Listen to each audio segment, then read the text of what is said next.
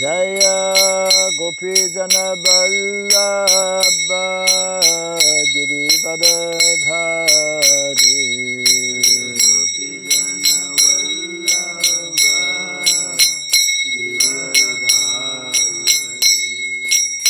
Yashodanandana Brajadana Ranjana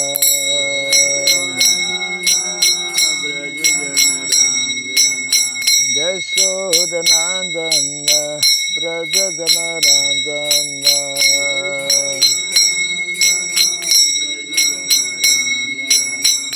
Jamuna Tira Vanachari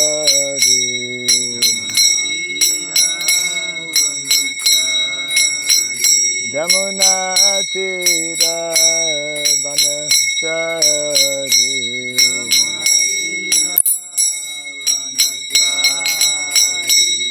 Jaya Radha Madhava Kunja Bihari Jaya Radha Madhava Jaya Radha Madhava Kunja Bihari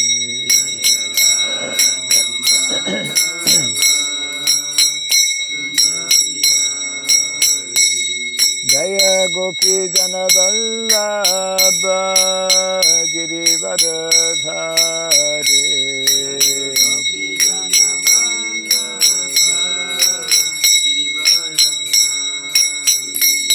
Jaya Gopi Jana Vallabha Girivardhari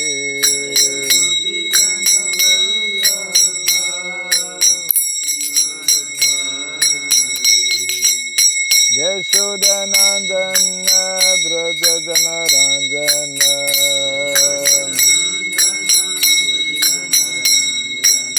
Yashodanandana Brajadana Ranjana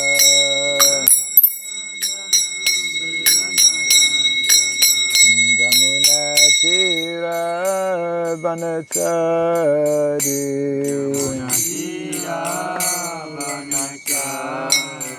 Jamuna Tira Vanachari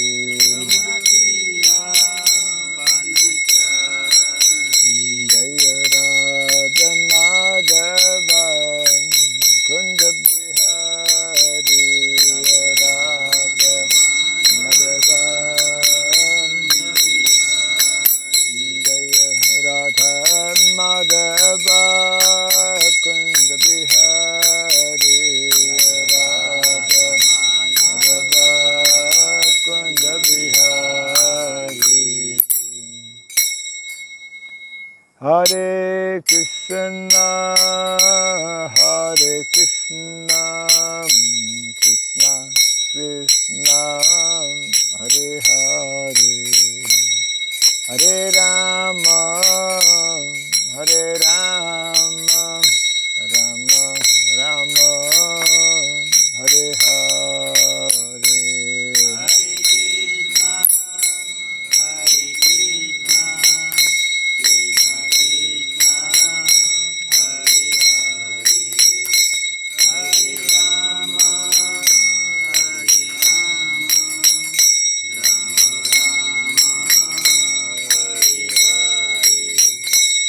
Hare Krishna, Hare Krishna, Krishna Krishna, Hare Hare, Hare Rama, Hare Rama, Rama Rama, Hare Hare. Hare Krishna, Hare Krishna, Krishna Krishna, Hare Hare, Hare Rama, Hare Rama, Rama Rama, Hare Hare. Hare Krishna, Hare Krishna, Krishna Krishna, Hare Hare, Hare Rama, Hare Rama, Rama Rama,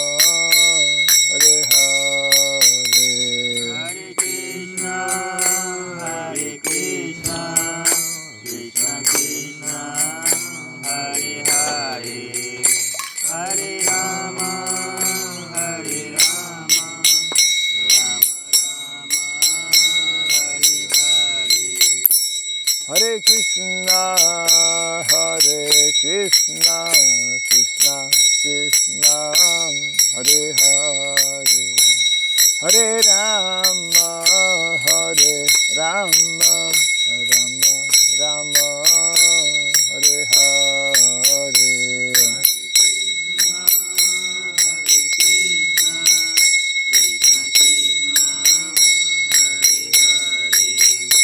Hare Rama, Hare Rama, Rama Rama, Hare Hare Krishna, Hare Krishna, Krishna Krishna, Hare Hare, Hare Rama, Hare Rama, Rama Rama, Hare Hare.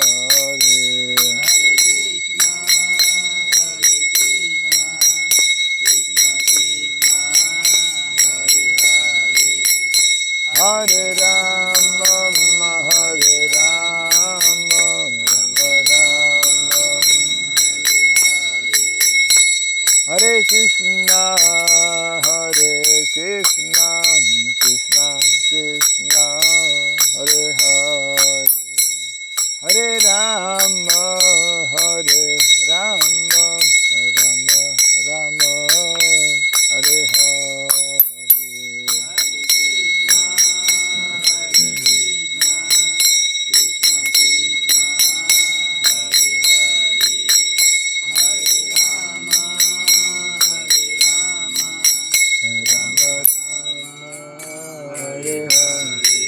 Hare Krishna, Hare Krishna, Krishna Krishna, Hare Hare, Hare Rama, Hare Rama, Rama Rama, Hare Hare.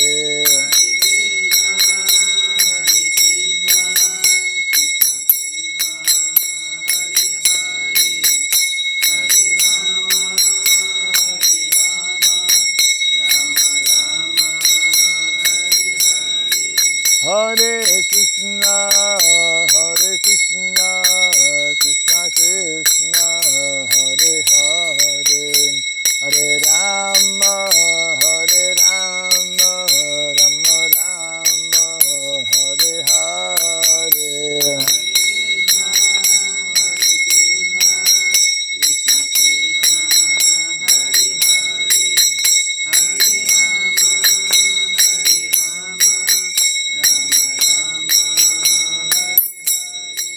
Hare Krishna, Hare Krishna, Krishna Krishna, Hare Hare, Hare Rama, Hare Rama, Rama Rama, Hare Hare.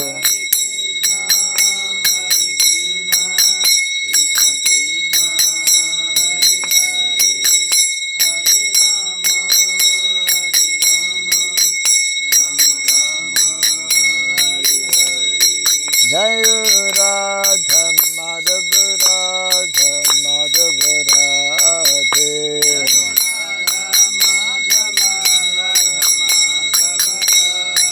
Jai Radha Madhava Radha Madhava Radhe.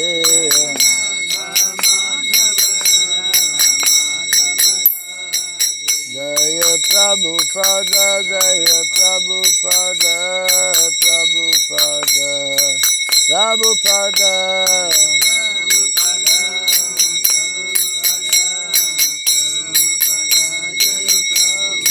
Prabhupada, Prabhupada, Prabhupada, Prabhupada.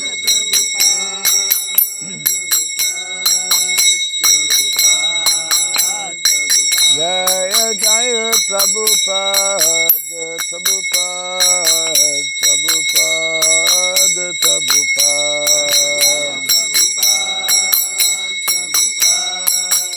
Prabhupada, Prabhupada. Gaura Pimanande. Jai Vishnupada Paramahamsa. Pri Vrajgacharya Stotra Satta Sri Srimad His Divine Grace Srila Bhai Charan Arvind Bhaktivedanta Swami Sri Prabhupada Ki Ananta Koti Vaishnava Vrinda Ki Skandaviti, founder Charyas Divine Grace Srila Prabhupada Ki Namacharya Sri Haridas Thakur Ki Samaveta Bhakta Vrinda Ki Harinama Sankirtan Ki Grantaraj Srimad Bhagavatam Ki Jainitai Gaura Pimanandi. All glories to the assembled devotees. All glories to the assembled devotees. All glories to the assembled devotees. All glories to Sri Guru and to Sri Gauranga. All glories to Sri Prabhupada Ki. Jai Srila Prabhupada ki jai.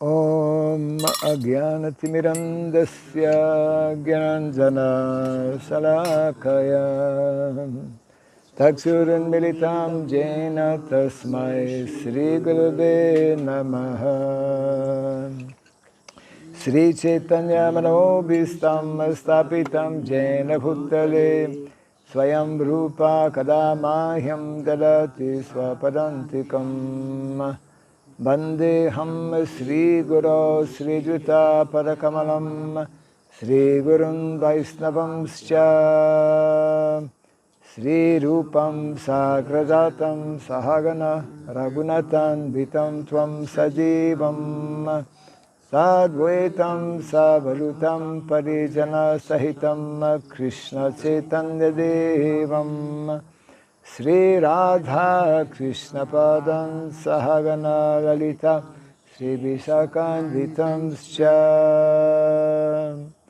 He Krishna Karuna Sindhu Dinabandhu Jagatpate Gopesha Gopika Kanta Radha Kanta Namostute Tapta Kanchana Gaurangi Radhe Vrindavaneshwari Vrishabhanu Siti Devi Pranamami Hare Priye Vansakalpa Tarubhyasya Kripa Sindhubhya Cha Patitanam Pavanebhyo Vaishnavebhyo Namo Namaha Narayanam Namaskritya Ram Chaiva Narotamam Devim Sarasatim Vyasam Tato Jayamudiraye. Before reciting the Srimad Bhagavatam, which is a very means of conquest, let us first offer our respectful obeisances unto Narayana, the Supreme Personality of Godhead, unto Narayan Rishi, the supermost human being, unto Mother Saraswati, the goddess of learning, and unto Srila Vyasadeva, the author. Nasta prayesha badreshu Nityam Bhagavata Sevaya Bhagavati Tamashloke Bhaktir Bhaviti Naistiki. By regularly hearing the Srimad Bhagavatam and by rendering service unto the pure devotee, all that is troublesome within the heart becomes destroyed practically to nil, and loving devotional service unto the Supreme Lord, who is praised with transcendental songs, it becomes established as an irrevocable fact. Idam Bhagavatam Nama Puranam Brahma Samhitam Uttama Shloka Charitam Shakara Bhagavan Rishi Nishreyasaya Lokasya Dhanyam Swasyayanam Mahat. This Srimad Bhagavatam, known as the Grantaraj, the king of all Vedic literatures, is the literary incarnation of God. It is compiled by the incarnation of God, the Srila Vyasadeva. It is meant for the ultimate good of all people. It is all successful, all blissful, and all perfect.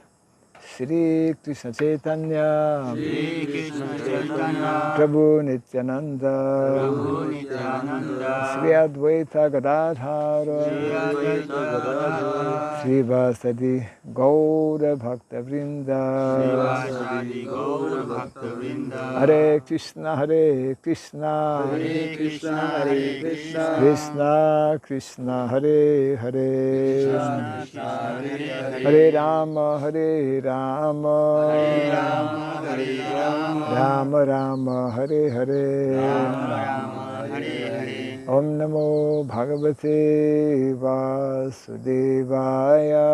Om Namo Bhagavate Vasudevaya. Om Namo Bhagavate Vasudevaya.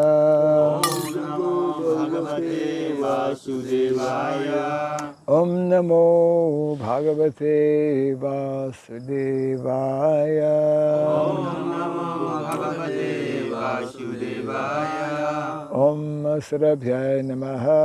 Om Surabhyaya Namaha. Om Sarabhyaya Namaha. Om Surabhyaya Namaha. Om Sarabhyaya Namaha. Om Surabhyaya Namaha. Mukam karoti vasanam pangam nangayate girim yatkripa tamaham bande Sri Gurum Dinataranam yatkripa tamaham bande Sri Gurum Dinataranam. Hare Krishna. Hare Krishna. Welcome everyone to the morning program, especially latecomers. I want to welcome our Jayadev Prabhu, who just appeared in the back here. Our second registered student, unofficially registered for the upcoming VCF Kartik semester that will begin, today we can say this month, with the 1st of October, so in exactly 17 days, on the 18th of October, we begin different courses. Might be good maybe the next few days. Once we finish or compile that list, we'll share it in different places. I think we have about 7 or 8 teachers, maybe more. There might be 1 or 2 more coming, I don't know. And we have quite a few courses, at least 15, I think. Between 10 and 15 different topics that will be given by different teachers.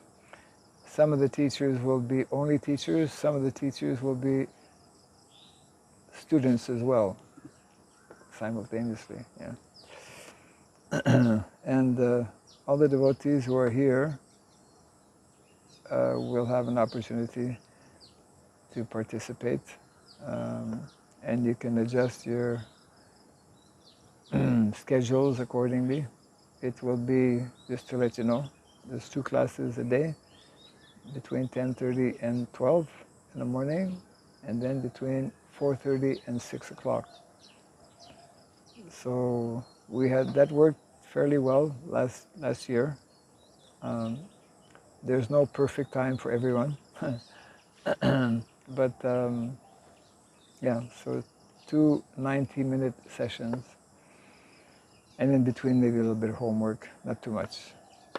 Yeah. So we are continuing from the first canto of the Srimad Bhagavatam, chapter 9. We're just about finishing. 2 more texts are there actually, which is entitled The Passing Away of Grandfather Bhishmadev.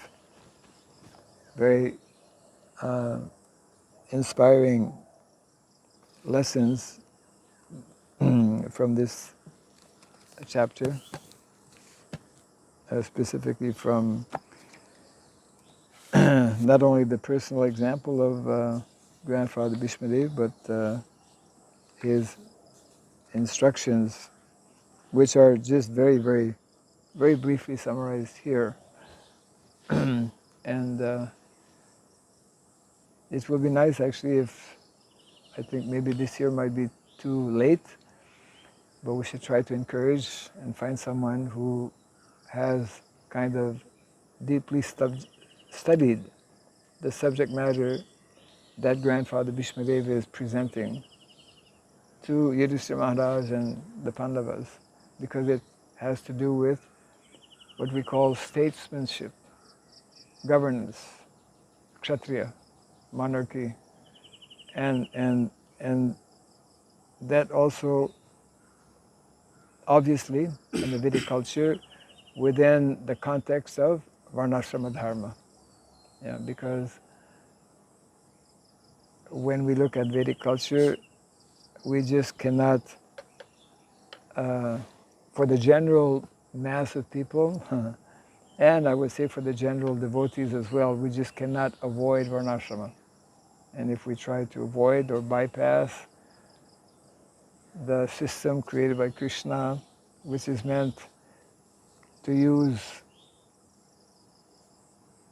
an expression that Prabhupada actually uses in one of the purports in this chapter, that the system, I'm paraphrasing, the system of varnashrama is meant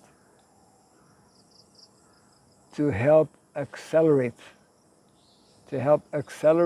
our becoming Krishna conscious. When we understand it in that way, then we can begin to look at it differently. It's not the opposite, that it's meant to impede our progress. Rather, it's meant to help and accelerate us to be more fixed and established in the mode of goodness. Because the whole Vedic culture is gradually bringing everyone from whatever modes of material nature he is under to a higher level, and then beyond, of course, and beyond. So today we are reading 49, I think, is it? 48. 48? Okay, 49 is the last one, correct. 48. Yes. Tato Yudhishthiro Gatva Saha Krishno Gajavayam Pitaram Sant Vayam Asa Gandharim. Okay. Cha Tapaswinim. Tato Yudhishthiro Gatva Saha Krishno Gajavayam Pitaram Sant Vayam Asa Gandharim cha tapasvinim. Tato Yudhishthiro Gatva Saha Krishno Gajavayam Pitaram Sant Vayam Asa Gandharim cha tapasvinim. Tato Yudhishthiro Gatva Saha Krishno Gajavayam Pitaram Sant Vayam Asa Gandharim cha tapasvinim.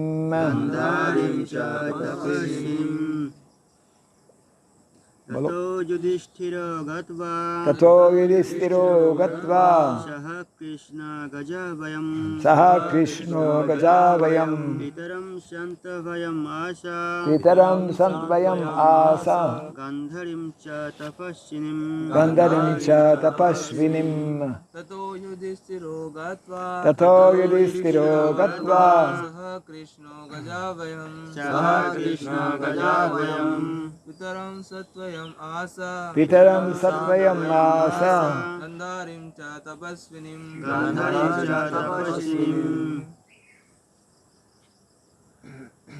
ततो युधिष्ठिर गत्वा सह कृष्ण गजा वयं पितरं सान्त्वयामास गान्धारीं च तपस्विनीं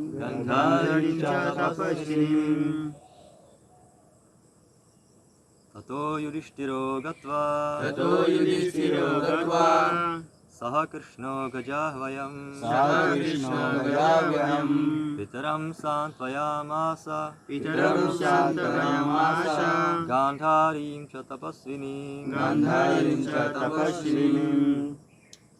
ततो युधिष्ठिरो गत्वा सह कृष्णो गजावयम् पितरं सान्त्वयामास गान्धारीं च तपस्विनीम् ततो युधिष्ठिरो गत्वा सह कृष्णो गजावयम् पितरं सान्त्वयामास गान्धारीं च तपस्विनीम्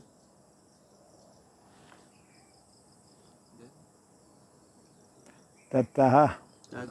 Thereafter, Yudhishthira, Maharaj Yudhishthira, Katva, going there, Saha, with Krishna, the Lord, Gajavayam, in the capital named Gajavaya Hastinapura, Pitaram, unto his uncle, Dhritarashtra, Santvayam, Asa, consoled, Gandharim, the wife of Dhritarashtra,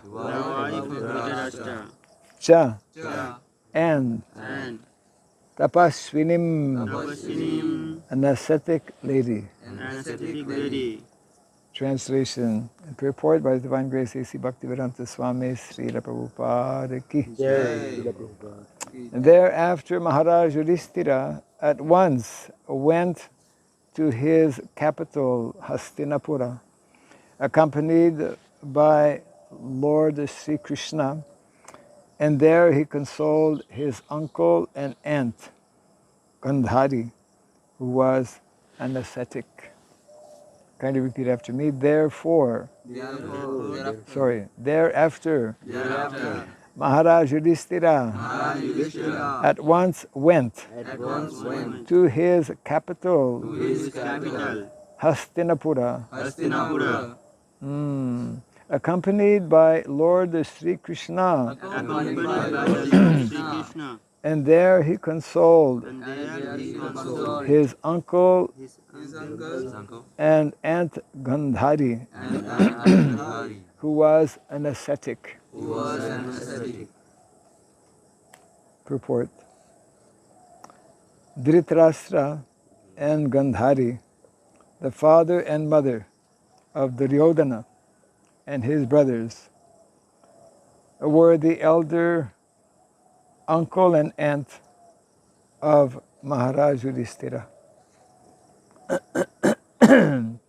After the battle of Kurukshetra, the celebrated couple, having lost all their sons and grandsons, were under the care of Maharaj Yudhishthira.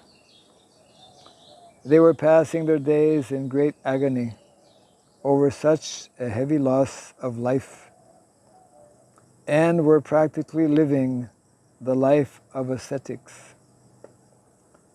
The death news of Bhishmadev, uncle of Dhritarashtra, was another great shock for the king and the queen, and therefore they required a solace from Maharaj Yudhishthira.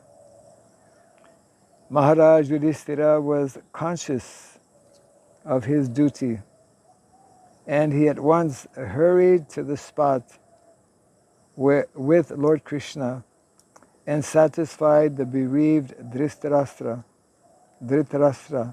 with kind words from both himself and the Lord also. Gandhari was a powerful ascetic, although she was living the life of a faithful wife and a kind mother. It is said that Gandhari also voluntarily closed her eyes because of the blindness of her husband. A wife's duty is to follow the husband cent per cent. And Gandhari was so true to her husband that she followed him even in his perpetual blindness.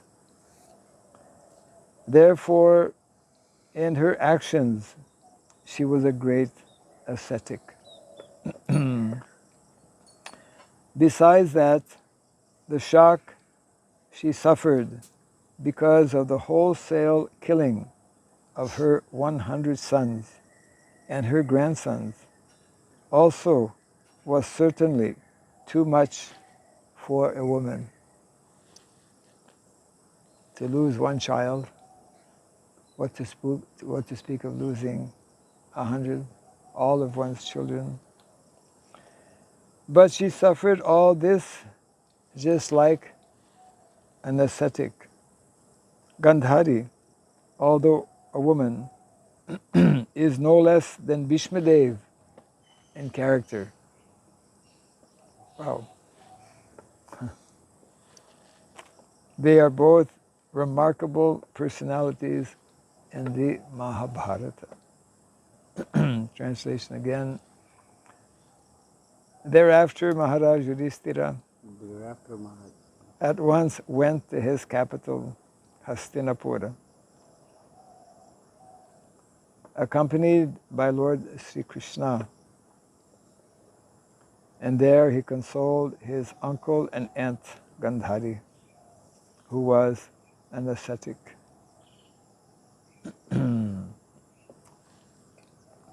So in the text, actually, Hastinapura is not mentioned, is Gajavayam.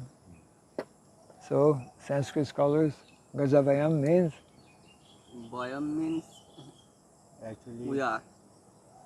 Actually, Gajavya is the capital of the Hastinapur. Am means second vibhakti.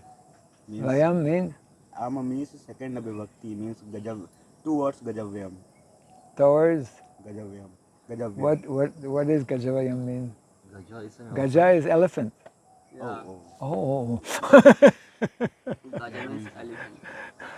Gaja next Vayam. Gaja Vayam. Both what? Combined together Combined means? others meaning. So that's, I'm asking that meaning. Yeah. Okay, what's another word for elephant in Sanskrit? Hasta. Hasta. Hasti. Hasti. Hasta means hand. Hasta means hand. Hasti means elephant. Pinjar. There's a big difference between a hand and an elephant. Hasti. So Hastinapur means that because in the Vedic culture, the royal palace, wherever the king lived, he had many elephants. Sometimes he would have an army of elephants. And if you're on the wrong list, if you're being attacked by an army of elephants, your village is destroyed. They used to smash the army of opposition. Huh? They used the elephant to smash the army of opposition. Yes.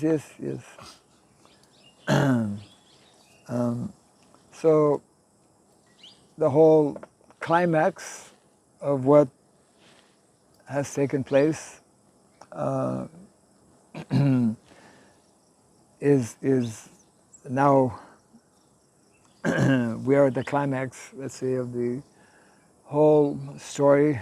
Very involved, very intricate, very full of intrigues, because we were reading that as part of one purport, how in royal family there are intrigues because politics are there, which is natural, politics. So the final outcome, of course, was that, as always, Dharma comes out victorious. Yudhishthira Maharaj and his brothers, they were siding, they were on the side of Dharma, and naturally Krishna was on their side. And therefore, although for so many years they were being obstructed in so many ways, they had to accept so many inconveniences, their very life was put into danger, the Pandavas. And because of the demoniac mentality of Duryodhana, isn't it? So Prabhupada explains, and that is there also in the Bhagavad Gita, there is that constant struggle between dharma and adharma, between the asuras and the devas, between the devotees and the non-devotees. That's the nature of the material world. So ultimately dharma prevails, and so we are at this section where Yudhishthira Maharaj, after hearing from grandfather Bhishmadev, who we read a few texts before, after giving many very important instructions to not only Yudhishthira Maharaj, but actually to all of us, just like the Bhagavad Gita is not only a message for Arjuna, but for the whole of humanity. So soon after, practically immediately after grandfather Bhishmadev leaves his body, then immediately Yudhishthira Maharaj, along with Krishna and the Pandavas, they go to Hastinapur, because they know that Dhritarashtra and Gandhari are there, and Sanjaya Uvacha, in the beginning of the Bhagavad Gita, Sanjaya was given that mystic power of actually like a television set, of seeing the whole, yeah. He could see everything going on. And he was relating all of this, day by day, hour by hour, what's happening, who did this, who did that, who was killed today. And so that whole 18 days, you can just imagine, it's like sitting and watching a movie for 18 days. Live telecast. Huh? Live telecast. Live? Yes. Live telecast. Live telecast, yeah, correct. Live stream, Yeah. It's very Correct. amazing. Yeah. There are no commercials, No ads. no ads, no commercials. So it's like, I don't know, so because here it is mentioning how Gandhari and Dhritarashtra, they were both ascetics. This word is used here to they were very powerful individuals, and Gandhari, I mean, it's like a very difficult situation. It's like she's an example of an ideal wife.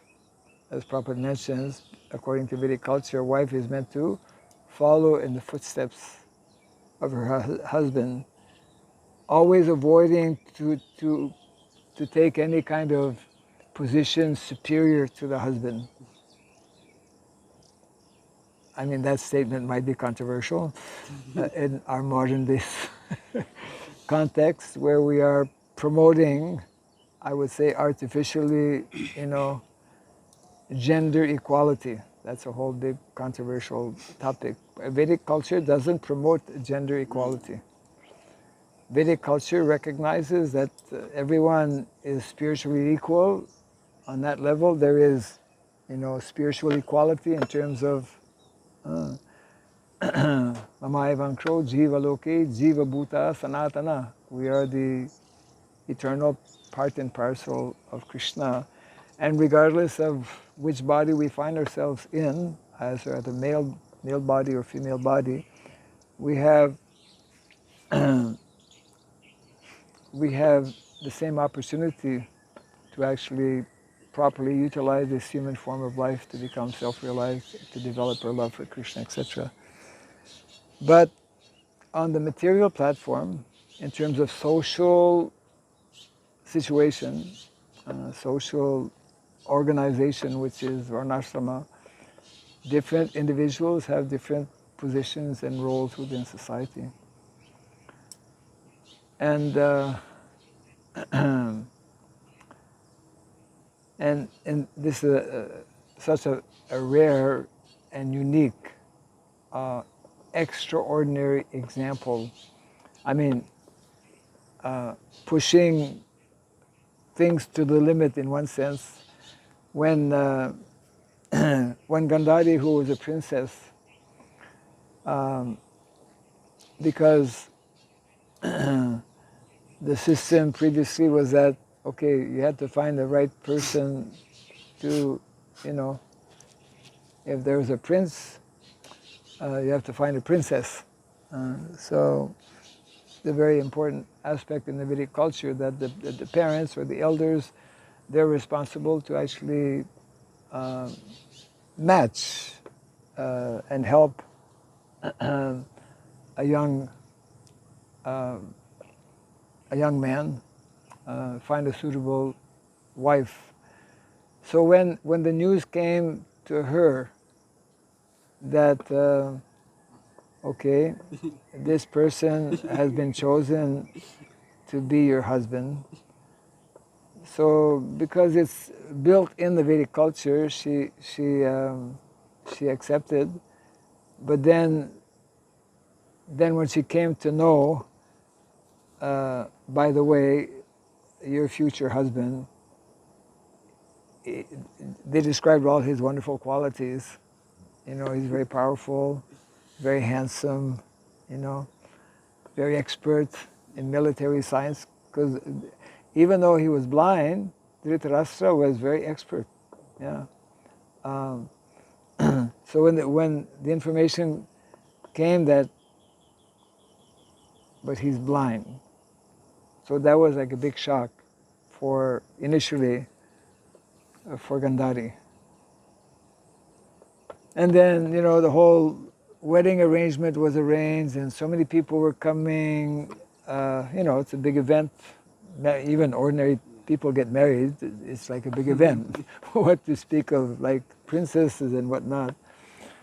So the day of the wedding is coming. Now before that, Gandhari is in the big like trauma. This has been arranged because that was the standard, arranged marriage. And so she was having this very major mental dilemma. As a good wife, I must follow in the footsteps, I must serve my husband. And because she was very elevated, very advanced personality, very devoted, very much, so she, I guess super soul instructed her that to serve this particular individual who will be your husband, although he's qualified in so many ways, but because he is blind, so she decided, it was like a big, obviously, just think about it.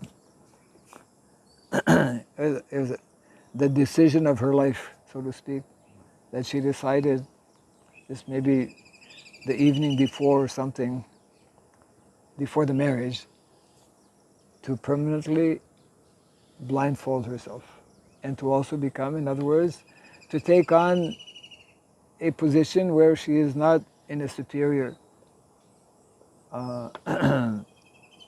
position to her husband. And therefore, just try to visualize the scene, right? She has kind of like blindfolded herself, like more or less like the evening before the wedding. We may need some more mats, right? Everyone, somebody should think, Hare Krishna. Hare Om. So the evening before, quick.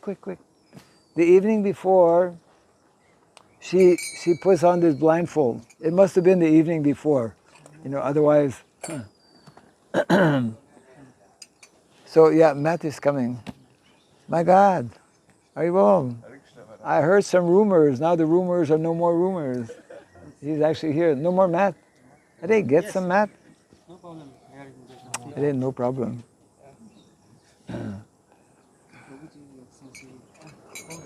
What? It's okay, no problem. Coming on. Sorry, Maharaj, we are late. No. Well, yeah, actually, should not be late for bhagavatam. So, the evening before, Gandhari makes that colossal decision that I will blindfold myself because tomorrow is my wedding day. And so the next morning, there's a whole procession. Like the bride is in a very, that's still followed today,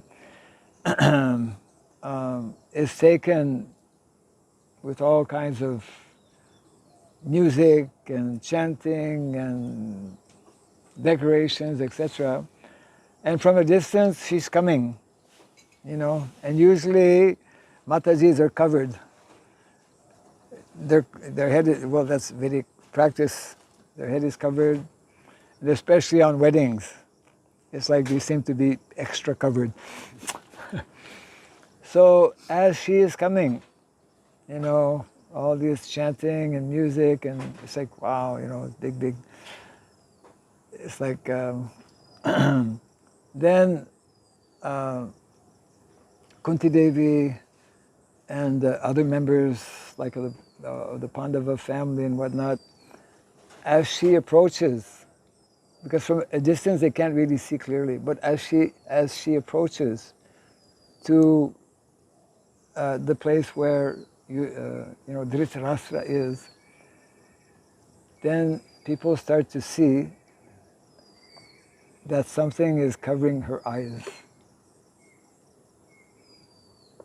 And then as she approaches, and she's walking with, head up, very solemn, because it's a solemn, event to get married.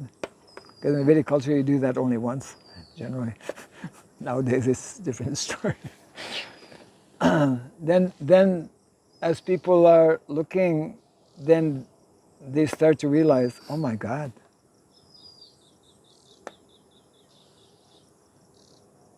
her eyes are covered. And they start to realize that she has taken that vow of covering her eyes, which she kept covered practically the whole life except once when she wanted to give benediction to her eldest son, Duryodhana, to give him Shakti, to protect him before the battle of Kurukshetra. So we're just reading this section where this is the chapter about grandfather Bhishmadev leaving his body, and Yudhishthira Maharaj and the Pandavas receiving all kinds of very important instructions about dharma, specifically about varnashrama dharma also. And so when once grandfather Bhishmadev departs, then Yudhishthira Maharaj, along with his brothers and Lord Krishna, they immediately go to Hastinapur, knowing the heavy grief and lamentation that must be there with Dhritarashtra and Gandhari. And both of them actually, although as described here, they are great ascetics, but they could not really accept, or they had great difficulty accepting the fact that they lost the war and all of their children, all of their sons were killed. So I think you might have seen or heard that when Yudhishthira Maharaj, along with his brothers and Lord Krishna, are about to approach Dhritarashtra, Dhritarashtra is externally trying to put on kind of like, trying to be solemn, but we can just imagine the kind of feelings that are churning, within his mind and his heart, and the same with Gandhari also, because because of this rivalry, isn't it, that was there, especially Dhritarashtra was affected and in many ways supported this kind of rivalry because he sided for his sons, especially Duryodhana. So, and amongst, the Pandavas, the one that Dhritarashtra especially had, strong feelings against was Bhishma. I mean, Bhim, yeah, Bhim. And so Krishna knows everything. So when they were approaching, of course you know this, Krishna, he told one of the Pandavas that actually Yudhishthira will want to embrace all of you out of affection, and especially he wants to embrace Bhima. So you put, because he's blind, you put a statue in front of him. You put a statue in front of him when he calls out for him. So they're standing there facing one another, and then Dhritarashtra, he calls, "Oh, where is my beloved Bhim?" And so the statue is pushed in front of him, and he just crumbles that statue out of anger, out of wanting to destroy Bhim for having killed, especially Duryodhana and all. So, so Bhim is standing behind the statue, and he sees the statue crumbling in front of his eyes. And then Gandhari, they exchange as sweet words as possible, but Gandhari, she's fuming inside because I don't know exactly when this Leela takes place, but at some point she speaks to Vyasadeva because she cannot contain it any longer. And because she knows Vyasadeva he knows everything. He's like Trikalagya. He knows past, present, and future. So she tells him, "My dear Srila Vyasadeva, I remember my last 8 lives. I have not committed any sin in my last 8 lives. How many of us can say this? I've not committed any sin. Why this tragedy? Why this tragedy is imposed upon me? Why am I losing my 100 sons? What have I done? I'm sinless. Then he responds, Srila Vyasadeva, my dear Gandhari, sit down. in your one life before that, you know up to 8, but you had more, right? in, the, in your 9th life, you were a princess.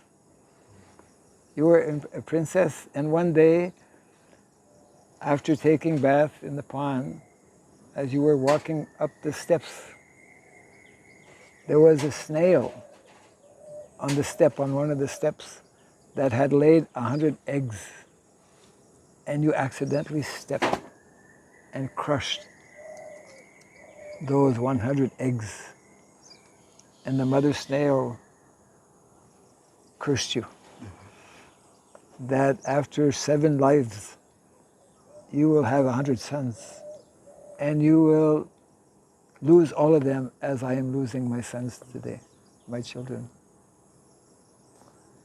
So, whatever is happening to all of us, we should know is coming from God knows when, yeah, so many lifetimes and whatnot. So, Yudhisthira Maharaj, we know this is also narrated. I mean, he, although so many atrocities were committed against him and his brothers and Queen Kunti also, so many attempts on their lives were made, etc. They were humiliated in so many ways. But, and this was all actually connected, and we could say the fault of Dhritarashtra, because he allowed his mischievous son, Duryodhana, to carry out all of these different plans. Because he was attached to the kingdom, he was attached to having his son, Duryodhana, be the king, as opposed to allowing the rightful heir, who was Yudhisthira Maharaj. And for the last, for the remaining years of his life, Dhritarashtra was actually very wonderfully, very nicely being taken care of by Yudhisthira Maharaj. Because after the battle of Kurukshetra, there was another, 30 years. For 30 years, Dhritarashtra was under the care. Dhritarashtra and Gandhari were living in the palace, and every day Yudhisthira Maharaj, he would go in the morning, offer his obeisances, because that's the Vedic culture. They were his elders. Whatever they did, they're respectable personalities. And then that's also narrated in the Mahabharata, I believe in the Bhagavatam also, that when Vidura, who also was like rejected actually by especially Duryodhana, because he was giving too much good advice, which Duryodhana could not accept.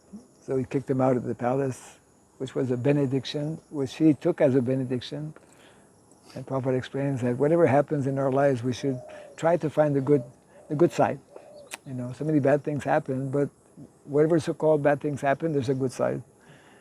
And the good side, of course, was that he was Vidura would travel to so many holy places, and we have today what is called Vidura Niti, instructions of Vidura, which is part of what is meant to be the curriculum in the faculty of politics that is meant to be part of the Varnashram College.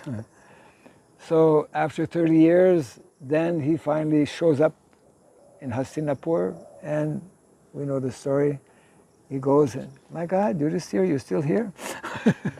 I mean, not Yudhisthira, Dhritarashtra, who had done so many bad things against all of the Pandavas. So then he speaks very harsh words, isn't it? I mean, very, very strong words, which finally make the mind of Dhritarashtra resolute. Okay, I have to leave, and so he leaves with Gandhari, and they both leave the palace, and of course that's the tail end or the end of the whole. Huh? Yeah, they take finally take Vanaprastha ashram, and the Pandavas do the same as well. So we get a little glimpse of part of the intrigues that go on in royal families, and the role and responsibility of such personalities like kings, devotee kings. Yudhishthira Maharaj is a devotee king, Vaishnava king, and therefore, even though somebody like Dhritarashtra has done so many bad things, still out of duty and responsibility, he knows that he has to continue serving and protecting these members of the family. And then what we were speaking a little earlier, how this major decision of Gandhari to follow in the footsteps of her husband and to be on, to avoid being in a more advantageous position than her husband, who was blind. She took on that decision of folding, putting blindfolding herself for the whole life. So this is the text we were reading. I'll just read it again.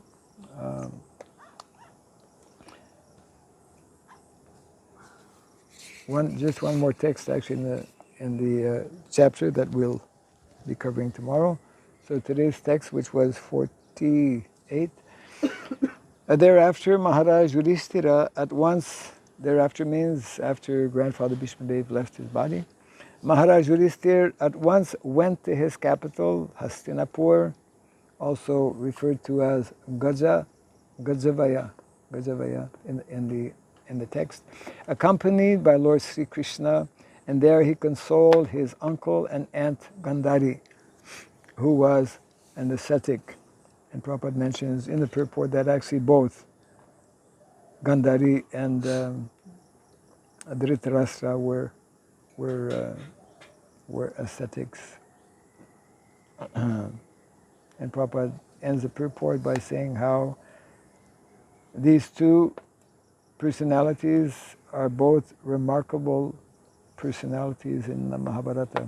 Mahabharata is full of remarkable personalities. And when we can get a little glimpse, if we're a little bit attentive, we can get a little glimpse of what happens when we create a situation where children are born in Vaishnava families, where parents are following all of the samskaras, children who are born especially from families, from parents who follow the Garbhodhana samskara, isn't it? Because Vedic culture is totally different from modern culture. It's like family planning, real family planning, Vedic family planning begins with the Varna Garbhodhana samskara for parents. And that creates the ideal situation which will attract very special souls actually. And when one is fortunate to be born in that kind of ideal situation, then from such a very early age, and we can start to see that in some of our Gurukul boys, you know. I mean, just recently somebody sent me a small clip of some of our Gurukul boys in Vrindavan, and I've seen it in other places as well. It's like, you know, you have a 9-year-old Gurukul boy giving bhagavatam class, you know. From a very, very young age. And then we can begin to understand why personalities like Shankaracharya and you know, Madhvacharya were able to take sannyas at the age of 7 and 12 years of age. You know. And so in other words, the more we understand, the more we are able to apply this culture, the Vedic culture, which is so deep, so powerful, so profound, then it will create such remarkable personalities. One of our objectives is to promote or to create remarkable personalities. Not that they become movie stars, you know, in Bollywood or whatever, but that they become, for us, remarkable means that they are following Vedic culture and that they can have a major impact in society to facilitate people ultimately to become Krishna conscious, isn't it? So this is part of our mandate that Prabhupada has given actually to all of us to reintroduce fully, isn't it, this most exalted culture of Sanatan Dharma, where we're able to read, for example, in the pages of the Bhagavatam, especially, the activities and characteristics and qualities that are totally beyond our understanding, especially in this Kali Yuga, at this present stage. So in this way, by hearing these descriptions, we're meant to become more inspired in our individual, personal practice of Krishna consciousness. Try to understand. Unless we have a clear understanding of what this movement is all about and what we're trying to do individually as well as collectively, then we'll not be will not be up to the standard of what is expected to us actually by especially our founder Acharya Srila Prabhupada, our previous Acharyas, and ultimately Chaitanya Mahaprabhu, Lord Krishna, etc. Any short comments or questions on our topic this morning?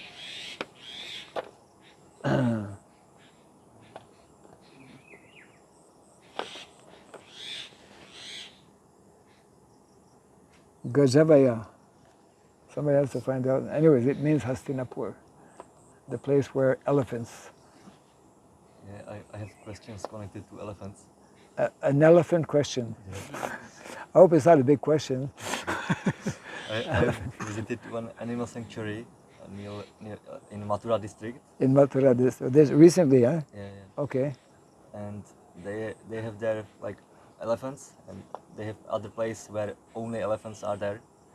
And I heard there that actually elephants are not meant for like hard work, because all of the elephants which were there, they got there because they were abused by some like people who use them to do a lot of work. Somebody may give the same argument that bulls or bullocks are not meant for hard work. Yeah, but Actually, what you say is true, but not fully. True in the sense that, yes, we should never abuse any animals and make them work more than they are meant to work. The idea is that, for example, now, of course, we see this practically, we no longer see this, but agriculture was meant, you know, we know how traditionally, not that long ago, traditionally, there were like a pair of bullocks. But actually, according to Shastra, to pull a plow, there should be maybe 6 bullocks. So that it's not in any way abusive. So that because, you know, bullocks, a bull, not exactly like an elephant, but a bull also is strong and can pull a plow quite easily. And the other thing also is that because we don't read our Shastra, we don't know what is the actual process of plowing. You know, Balaram, who just received his hala, Yeah. and therefore he's known as Haladar, we had darshan of his plow yesterday for the first time, because it only arrived yesterday. His plow is made of wood. Plows are meant to be made of wood. Why? Because the soil is meant to be, when we follow the Vedic system of keeping cows and allowing the cows to pasture, the land where, when the cows are pasturing, the description is there in the Bhagavatam. In Vrindavan, when the cows were pasturing, the cows were so happy because they were personally cared for every day by thousands of people, you know, especially Krishna Balaram, the cowherd boys. The cows were so happy. The cows were so healthy, were so fatty, that simply by walking, the milk would be dripping in the ground. So nowadays, we don't even have water dripping in the ground in many places, drought, you know. And therefore, you know, we have this major, it's called desertification. Major problem, it's a global problem, where more and more of our land is no longer productive, is becoming desert-like. So the idea is that when land is properly cared for, when cows are allowed to graze, you know, a major portion of land in villages was meant to be set aside. Was actually, that's there in the Constitution of India.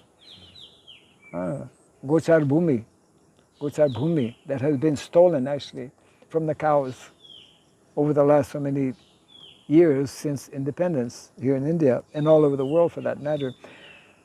In other words, when we follow Krishna's system, as described in the Bhagavad Gita, Srimad Bhagavatam, the land will become so soft, the land will become so fertile and soft that you don't need a steel plow, what to speak of a tractor. Nowadays have tractors that... So this is like, you know, it's like taking a knife and just cutting. You know, we are in this way desecrating Mother Bhumi. You know, this desecration of means we are exploiting. We are actually imposing all kinds of pain and suffering, actually, because Mother Bhumi is a personality.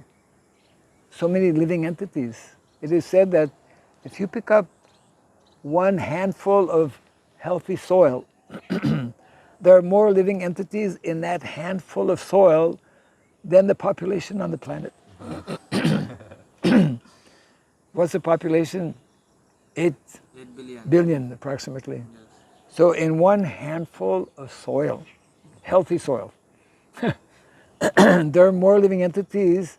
That means there's more than 8 billion living entities in that one handful. Just imagine. This is Krishna's genius, Krishna's Shakti, Krishna's energy, Krishna's blessings. So